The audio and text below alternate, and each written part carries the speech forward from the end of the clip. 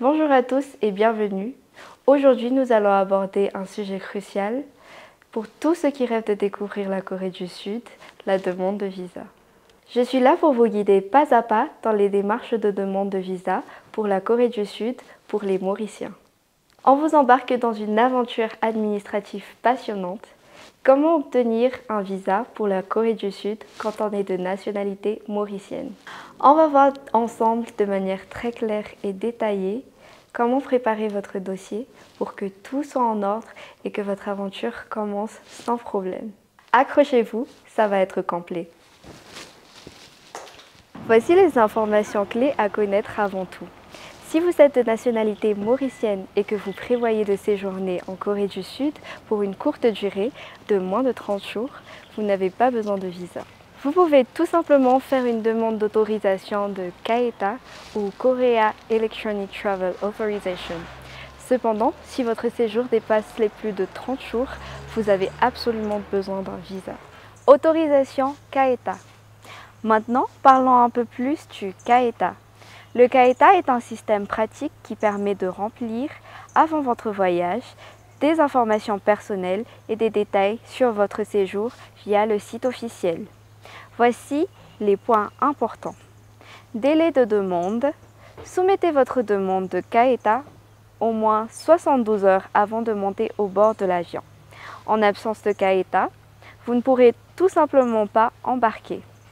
Méthode de demande. Accédez à www.kaeta.go.kr ou téléchargez l'application KETA sur mobile. Examen de la demande. 3 éléments sont examinés, vos informations faciales, vos informations de voyage et une analyse de risque automatique qui détermine si l'autorisation est accordée ou non.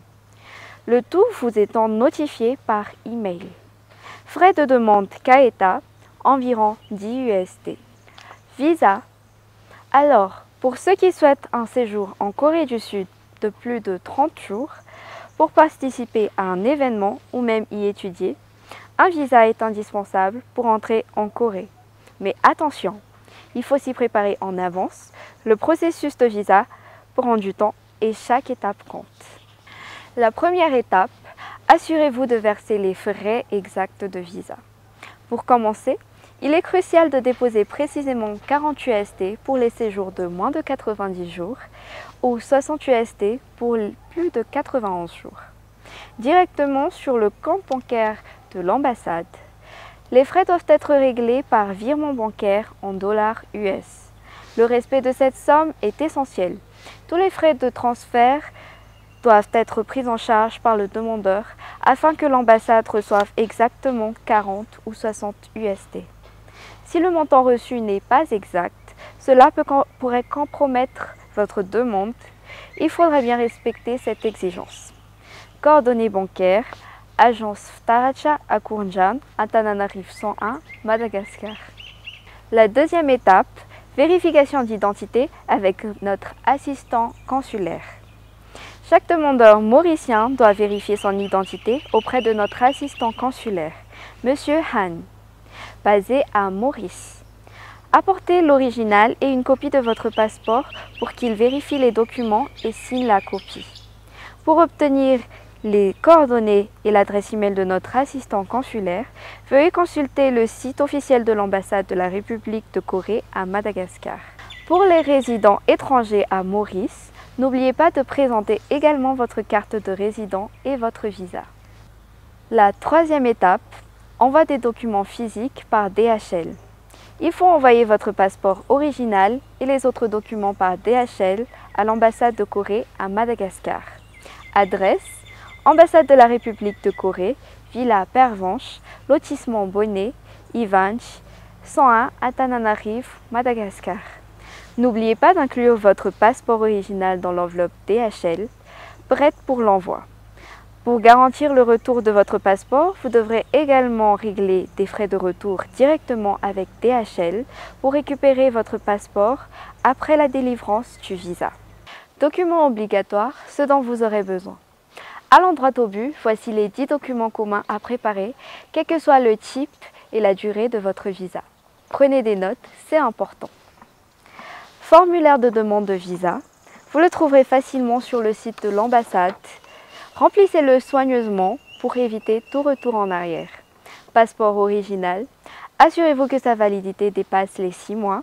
La Corée exige un passeport en bon état avec une date de validité suffisante. Photocopie du passeport. Une copie simple mais essentielle. Gardez-la à portée de main. Photo d'identité en couleur. Une photo récente en couleur sur fond clair qui respecte les normes internationales. Casier judiciaire de Maurice. Oui, la Corée demande un casier judiciaire pour garantir la sécurité de ses visiteurs et citoyens. Certificat de résidence à Maurice. C'est pour prouver que vous êtes bien résident ici. Justificatif des moyens financiers. Un relevé bancaire des 3 derniers mois suffit généralement. Cela prouve que vous pouvez subvenir à vos besoins pendant le séjour. Attestation d'emploi ou document équivalent. Pour les salariés, c'est l'attestation de votre employeur. Les indépendants doivent fournir un certificat fiscal et les étudiants une attestation de scolarité. Réservation de billets d'avion. Cela montre que vous avez prévu votre départ et votre retour. Un simple devis peut suffire. Preuve d'hébergement en Corée.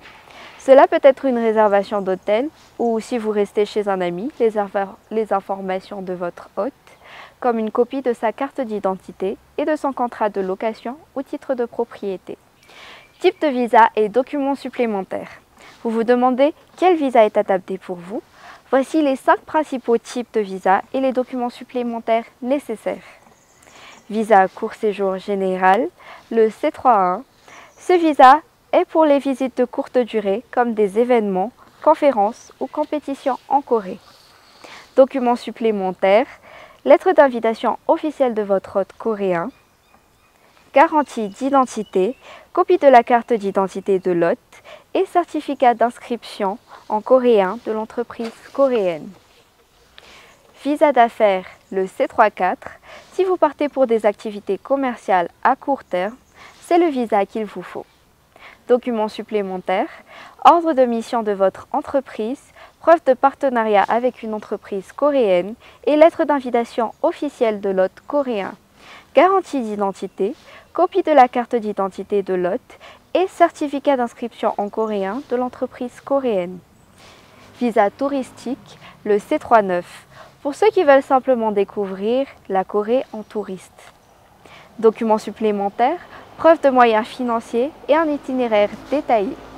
Visa étudiant, le D2, pour ceux qui veulent suivre des études universitaires ou instituts de recherche. Les documents supplémentaires, certificat d'admission standard de l'institution coréenne, attestation académique et certificat d'inscription de l'établissement coréen, preuve de qualification académique et de moyens financiers.